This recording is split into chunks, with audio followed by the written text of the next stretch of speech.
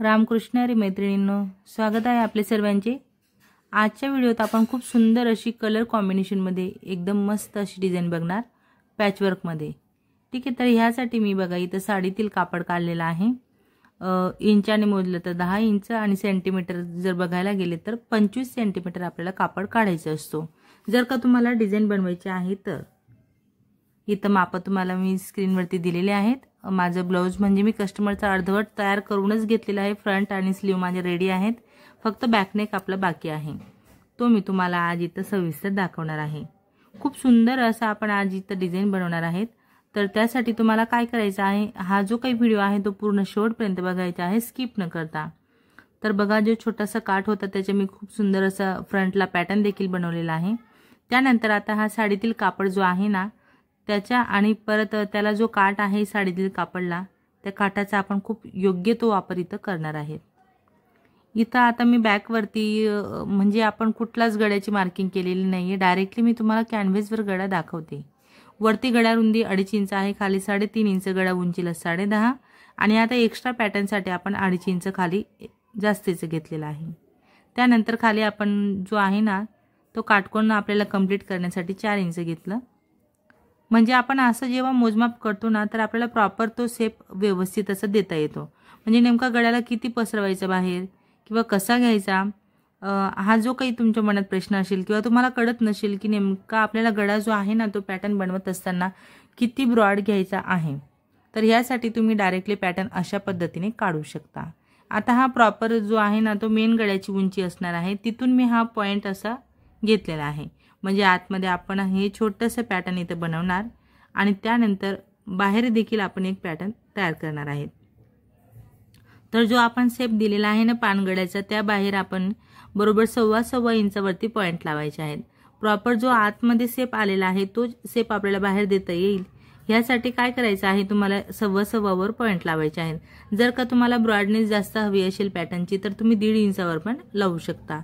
ठीक आहे, तर अशा पद्धतीने डॉट डॉट लाईन आता आपण एकदम एकच लाईन मध्ये मॅच करणार आणि एक्स्ट्राचा जो काही कापड आहे ना बाहेरचा म्हणजे कॅनव्हास आहे तो आपण इथं कट करून बाहेर करणार।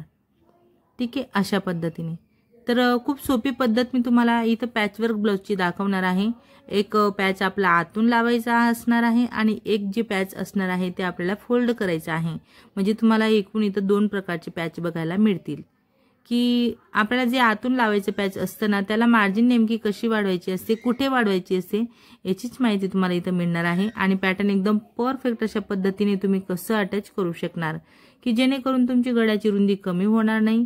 किंवा आता हे ब्लाउज जे आहे ते तुम्ही बघितलंच की एकदम बिग साईजचं ब्लाउज आहे, तरी देखील मी खूप सुंदर असं त्यावरती पॅचवर्क बनवणार आहे। आता इथं बघा एरो दिलेले आहेत, तर आपल्याला ह्या साईडला बघा 1 इंच मार्जिन वाढवायचे आहे। ठीक आहे ना, राऊंड शेप मध्ये आपल्याला 1 इंच मार्जिन वाढवायचे आहे। हेच पॅटर्न मी इथं कामात घेणार आहे, म्हणजे याचाच वापर करत आपण याला 1 इंच मार्जिन कशी वाढवणार ते आपण व्हिडिओमध्ये पुढे बघणार आहे। ठीक आहे, आता पॅटर्न आपण बाजूला ठेवणार आणि हा जो काही आपला मेन मोठा पॅचचा गडा आहे ना कॅनव्हासवर बनवलेला तो बघा। आता ह्यासाठीच आपल्याला कापड जास्तीचा लागत असतो की आपला जो आहे ना तो पॅटर्न बसत नाही, मग आपल्याला जॉईंट द्यावे लागतात। आता इथं देखील मला जॉईंट देण्याची गरज आहे, तर मी तो जॉईंट देते व्यवस्थित आणि मग त्यानंतर आपण त्यावरती हा जो काही कॅनव्हासचा आपण पॅच तयार केलेला आहे तो चिपकवून घेणार आहेत। इस्त्रीच्या मदतीने आपलं हे कॅनव्हास चिपकत असतं आणि मी तुम्हाला बऱ्याच व्हिडिओमध्ये चिपकवून दाखवलेलं आहे। तर इथं जॉईंट दिल्यानंतर आपण यावरती उलट पार्टवर आपण कॅनव्हासचा पार्ट ठेवणार आणि तो चिपकवून घेणार आहे। ठीक आहे, अशा पद्धतीने। तर साडीतील कापड जर का तुमच्याकडे नसेल आणि काठ एकदम ब्रॉड असतील तर तुम्ही काठावर देखील हा पॅच बनवू शकता। आता माझ्याकडे इथं बघा साडीतील कापडचे जे काठ होते ते काठ मी इथं जॉईंट देते त्यांना आणि त्यावरती मी ही पाकडी जी आहे ना ती बसते का असं मी चेक केलं आणि मग नंतर मी त्यांना जॉईंट दिलेला आहे।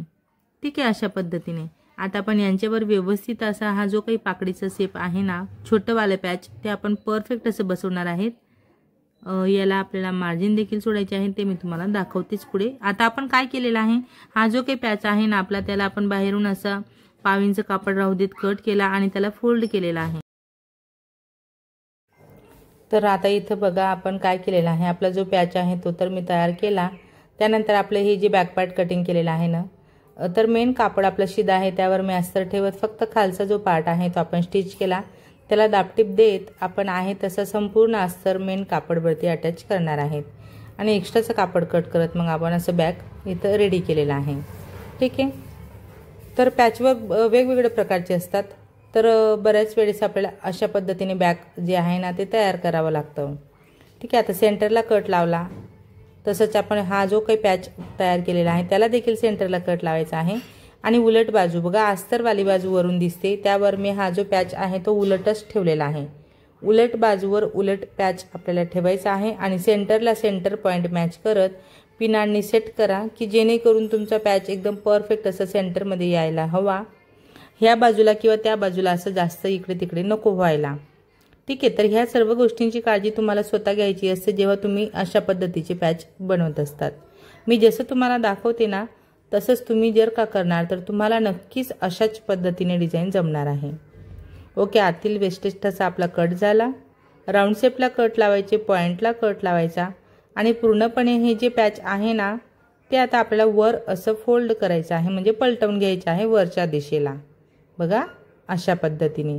ओके, आता इथे एक महत्त्वाची टिप मी तुम्हाला देते, जर का तुम्हाला लेस लावायची नसेल तर तुम्ही इथं मॅचिंग धागा घ्या, म्हणजे बॉटल ग्रीन कलरची साडी आहे आणि रेड कलरचं ब्लाऊज निघालेला आहे, तर मग इथं तुम्ही बॉटल ग्रीन धागा यूज करू शकता। मी रेड कलरचाच वापरलेला आहे कारण मला लेस लावून घ्यायची आहे। ठीक आहे, ह्यासाठी बघा मी सर्वप्रथम दाबटीप टाकून घेतली, त्यानंतर बाहेरील टीप टाकली। आता हे बॅक आपलं असं ओके आहे। आता आपण घेऊया छोटंवालं पॅच। ह्याला बघा आपण डायरेक्टली कापडवर मार्जिन वाढवणार आहेत 1 इंच। ठीक आहे, 1 इंच अशा पद्धतीने आपण आता बघा लक्षपूर्वक की मी कुठून कुठपर्यंत मार्जिन वाढवून घेतलेली आहे। अशी मार्जिन आता आपण याला फोल्ड करणार की जेणेकरून सेम पद्धतीने आपल्याला दोन्ही बाजूला मार्जिन इथं तयार मिळणार आहे। ओके, वरच्या दिशेने मी थोडं पाव ते अर्धा इंच एक्स्ट्रा कापड घेतलेलं आहे। आता इथं आपण एक अस्तर घेणार, अस्तरवर हा पॅच असा ठेवत आपण त्याला काय करणार, आता हा जो काही शेप आहे ना आपला वरचा तो शेप परफेक्ट असा तिथं स्टिच करणार आहेत। पॉईंट व्यवस्थित घ्यायचा, सुई आतमध्ये राहू देत, आपल्याला दाब फिरवत पॉईंट परफेक्ट असं तयार करायचं आहे।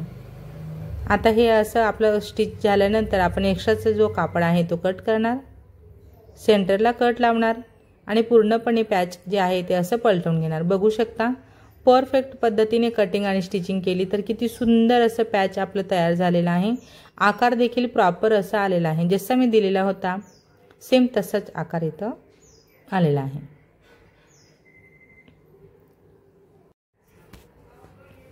आता आपण जो कापड आहे तो असा अटॅच करून घेणार अस्तरला आणि एक्स्ट्राचा जो अस्तर आहे तो आपण कट करणार, कारण आपण हे जी पॅच आहे ना ते मार्जिन सहित वाढवलेलं आहे म्हणून आपण एक्स्ट्राचा अस्तर इथं कट केलेला आहे।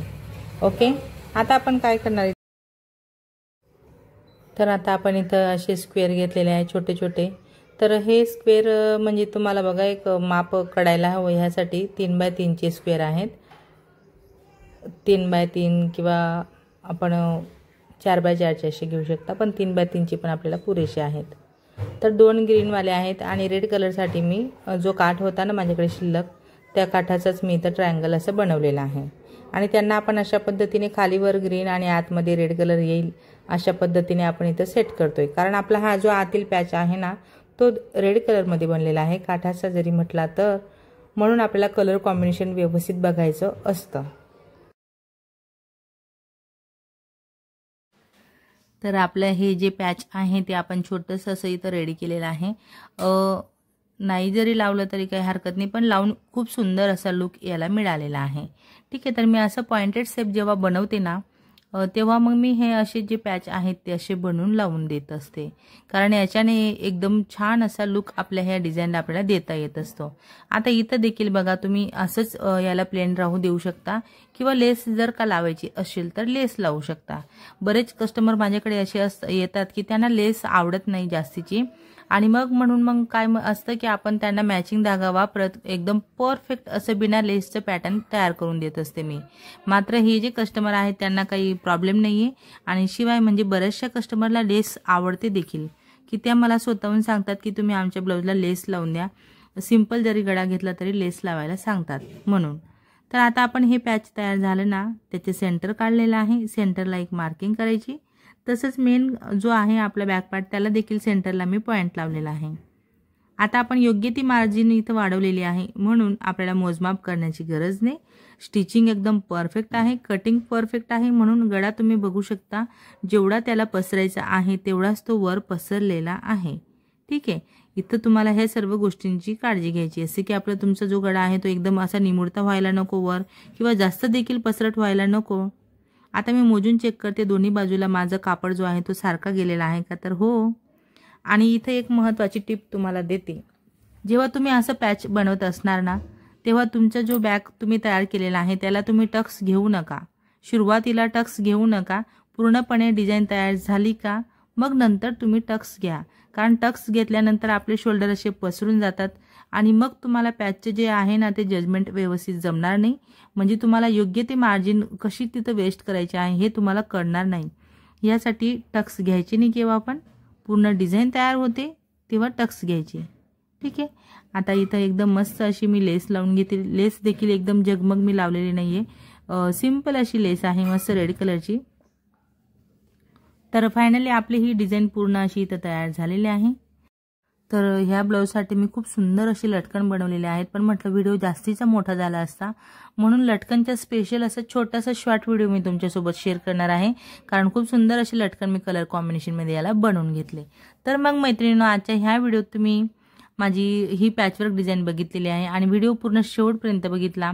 तर तुम्हाला डिझाईन कशी वाटली हे तुम्ही मला नक्कीच कळवा कमेंटमध्ये. आणि व्हिडिओ आवडला असेल, थोडा जरी फायदेशीर वाटला असेल तर मात्र व्हिडिओला नक्कीच लाईक करा, शेअर करा, कमेंट करा. चॅनलवर नवीन असणार, पहिल्यांदाच बघत असणार तर चॅनलला सबस्क्राईब करा. सोबत बेल आयकॉन क्लिक करून ऑलवर सेट करा रोजचे असे छान छान व्हिडिओ पाहण्यासाठी. तर आजचा हा व्हिडिओ तुम्ही माझा पूर्ण शेवटपर्यंत बघितला त्याबद्दल तुमचे सर्वांची खूप खूप धन्यवाद. असेच माझे व्हिडिओ बघत चला व मला सपोर्ट करा. चला तर मग भेटूया आपण पुढच्या एक छान अशा व्हिडिओत आणि नवीन डिझाईन सोबत. धन्यवाद.